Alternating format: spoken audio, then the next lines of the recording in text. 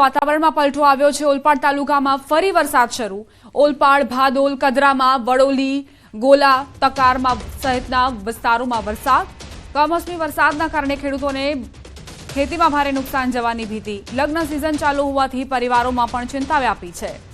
ચોથો દિવસ છે અને સુરતમાં કમોસમી માવઠાના કારણે લોકો પરેશાન નજરે પડી રહ્યા છે। ગ્રામ્ય વિસ્તારોની જે સ્થિતિ છે તે વધુ કફોડી છે, કારણ કે ખેડૂતોએ જે પાકનું વાવેતર કર્યું હતું, પોતાની મહેનતથી તેનું સિંચન કર્યું હતું, હવે તેને નુકસાન જવાની ભીતિ છે, કારણ કે સતત ચોથા દિવસે આ માવઠાએ ખેડૂતોને ડરાવ્યા છે। ભર ઉનાળે માવઠું, રિવર ડેમ છલકાયો। ગીર સોમનાથમાં મચ્છુન્દ્રી નદી પરનો રિવર ડેમ છલકાયો છે। ગીર ગઢડાના દ્રોણેશ્વર ખાતે આવેલો ડેમ છલકાયો। ગઈકાલે ગીર જંગલ ઉપરવાસમાં ભારે વરસાદના કારણે મચ્છુન્દ્રી નદીમાં પૂર આવતા ડેમ છલકાયો। કમોસમી વરસાદથી નદીમાં પૂર અને ડેમ જરૂર છલકાયો છે, પરંતુ ખેડૂતોના જીવ તાળવે ચોંટ્યા છે। ખેડૂતોની કેસર કેરી અને કઠોળ જેવા પાકોને નુકસાનના કારણે ખેડૂતોને રડવાનો વારો આવ્યો છે।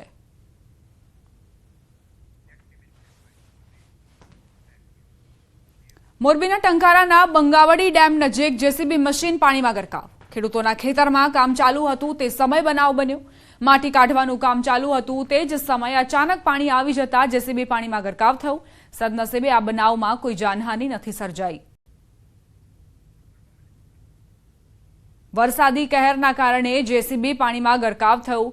ખેતરમાં કામ ચાલી રહ્યું હતું, અચાનક જ વરસાદ વરસ્યો અને પાણી એટલા ભરાઈ ગયા કે આ જેસીબી પાણીમાં ગરકાવ થઈ ગયો।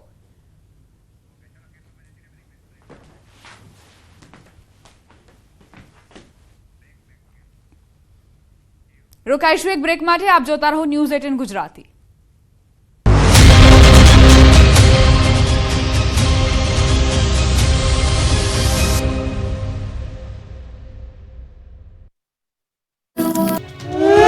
ચાર વાગ્યાના ટકોરે અને દેશભરના વિવિધ શહેરો આ પ્રકારના સાયરનથી ગુંજી ઉઠ્યા। જો યુદ્ધની સ્થિતિ સર્જાય તો આ રીતે બચવું, સતર્ક રહેવું। દેશ સહિત ગુજરાતના 18 સ્થળોએ તંત્ર દ્વારા મોકડ્રીલ કરાઈ હતી। સિવિલ ડિફેન્સ મોકડ્રીલ યોજાઈ હતી। ડાંગ, ભરૂચ, નવસારી, નર્મદા, સુરત, વડોદરા, તાપી, જામનગર, કચ્છ, દેવભૂમિ, દ્વારકા, ગીર સોમનાથ, મોરબી, બનાસકાંઠા, પાટણ, મહેસાણા, ભાવનગર, ગાંધીનગર, અમદાવાદમાં વિવિધ સ્થળોએ મોકડ્રીલ કરાઈ। એકસાથે વાગ્યા સાયરન। અમદાવાદમાં દાણી લીમડા કોર્પોરેશન કચેરી, પેલેડિયમ મોલ અને પિરાણામાં મોકડ્રીલ યોજાઈ હતી।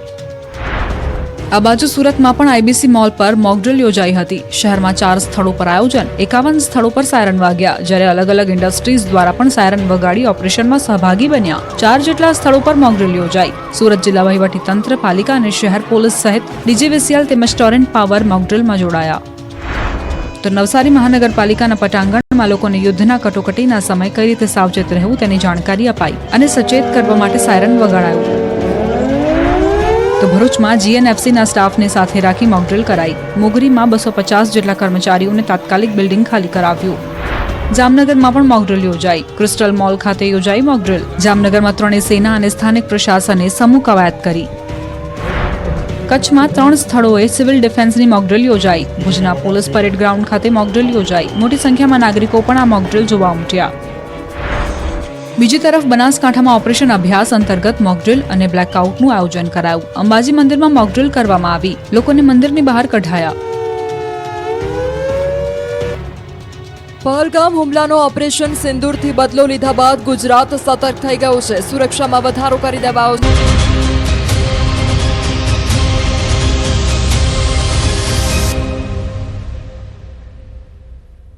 Welcome back. પહેલગામ આતંકવાદી હુમલાના જવાબમાં ભારતીય દળોએ ઓપરેશન સિંદૂર શરૂ કર્યું। ભારતીય સંસ્કૃતિમાં સિંદૂરનું ખૂબ મહત્વ છે। તેને વૈવાહિક આનંદ અને પરિણીત મહિલાઓ માટે આદરનું પ્રતીક માનવામાં આવે છે। પહેલગામ હુમલામાં ઘણા નવપરિણીત યુગલો તેમની નજર સામે જ અલગ થઈ ગયા હતા। ઓપરેશન સિંદૂર આ મહિલાઓના માનમાં આપવામાં આવ્યું હતું। અમદાવાદની મહિલાઓએ પણ ઓપરેશન સિંદૂરનો અર્થ સમજાવ્યો।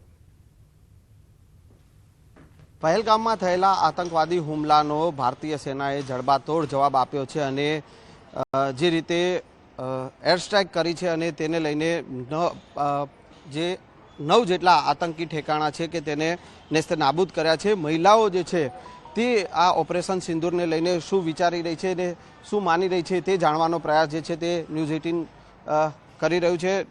મહિલાઓ પાસેથી જાણીશું कि पहलगांव में इतनी दर्दनाक घटना हुई है, इसके पीछे मोदी जी जरूर जरूर जल्दी से जल्दी कुछ न कुछ करेंगे, क्योंकि चोट लगती है उसके ऊपर मलहम हम थोड़े दिन बाद लगाएं और लगाएं, कोई मतलब नहीं है। इतनी बड़ी चोट हम भारतीयों के दिल को लगी थी। हम तो फिर भी बहुत दूर के, जिनके पिता जिनके पति उनके सामने उनके धर्म उनकी जाति पूछकर उन्हें प्राणों से हाथ धोना पड़ा है, उनके परिवार के बारे में हम कह नहीं सकते उनके दुख का।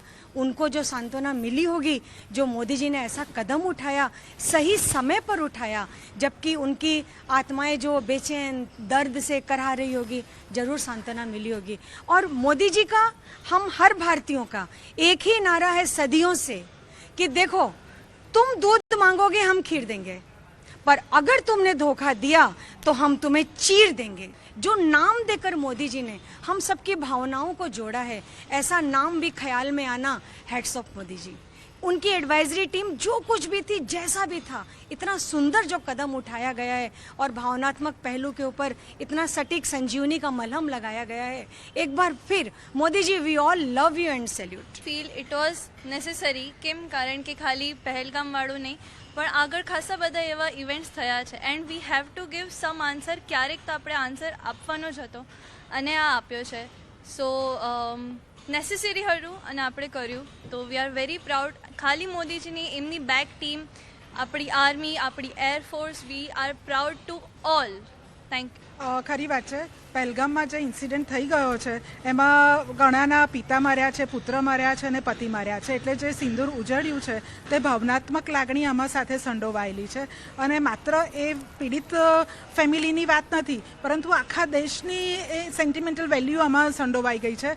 એટલે ત્યારથી થતું હતું કે મોદી સાહેબ આનો કરારો જવાબ ચોક્કસ આપશે, અને જે ખરા અર્થમાં જવાબ આપી આતંકીઓને માર્યા છે.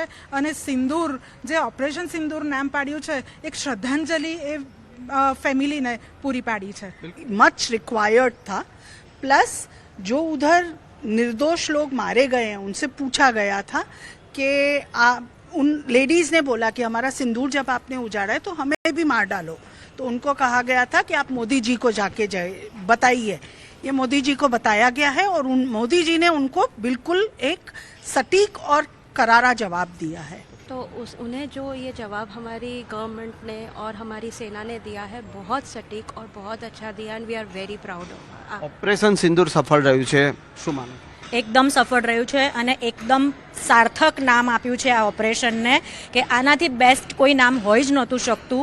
કે જે ફરવા ગઈ હતી, જે સ્ત્રીઓ એમના પતિ સાથે, જે ફેમિલીઝ ગઈ હતી, એમનું સિંદૂર ઉજાડ્યું છે. આ જ એ આતંકવાદીઓનો પ્લાન હતો કે સિંદૂર ઉજાડવું બધાનું, ખાલી પુરુષોને મારવા અને એમનું ધર્મ અને નામ પૂછીને મારવું. તો આ જે જવાબ આપ્યો છે ઓપરેશન સિંદૂર નામથી, એ સૌથી બેસ્ટ જવાબ આપ્યો છે એ આતંકવાદીઓને.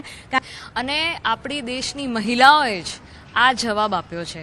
અને ડિફેન્સવાળી મહિલા જે શક્તિથી જે રીતનું જે સ્ટેપ્સ લીધા છે એ બહુ જ જરૂરી હતા અને બહુ સારી રીતે અને બહુ વ્યવસ્થિત રીતે આપણે જવાબ આપ્યો છે.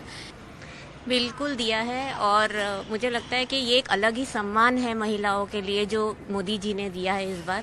इसके अलावा जो दो कर्नल कुरैशी और विंग कमांडर सिंह ने जिस तरीके से ब्रीफिंग दी, पूरी बात की, उससे महिलाओं को एक अलग ही स्थान मिला है इस देश में. हमें पता चला है कि शक्ति जो है वो भले आप टारगेट पुरुषों को करें, लेकिन महिलाओं की शक्ति से भी हम वापस उन पर रिटेलिएट कर सकते हैं. આ નવું ભારત છે, નવો વિકાસ છે, તો એક નવી રીતે જ બદલો લેવામાં આવશે. પહેલાંની જેમ ચૂપ નહીં બેસે આ ભારત. અગર તમે એક માણસને પરેશાન કરશો, ઇન્ડિયનને એકને પરેશાન કરશો, તો ઇન્ડિયા આખું એક જ છે. ભલે અંદર અંદર અમે ગમે એટલું ઝઘડીએ, પણ અમે એક જ છીએ અને પાકિસ્તાનને પ્રોપરલી આવી જ રીતે ભવિષ્યમાં બી જવાબ આપીશું. और हम इसके लिए मोदी जी का रियली आभार प्रकट करते हैं. બિલકુલ. તો જે રીતે ઓપરેશન સિંદૂર હાથ ધરી અને જે ભારતીય સેનાએ જે જવાબ આપ્યો છે આતંકવાદીઓને અને પાકિસ્તાનને, અને તેને લઈને પૂરો દેશ જે છે તે ગર્વ અનુભવી રહ્યો છે. કેમેરામેન ખેંગા રાઠોડ સાથે સંજય ટાંક, ન્યૂઝ 18 ગુજરાતી,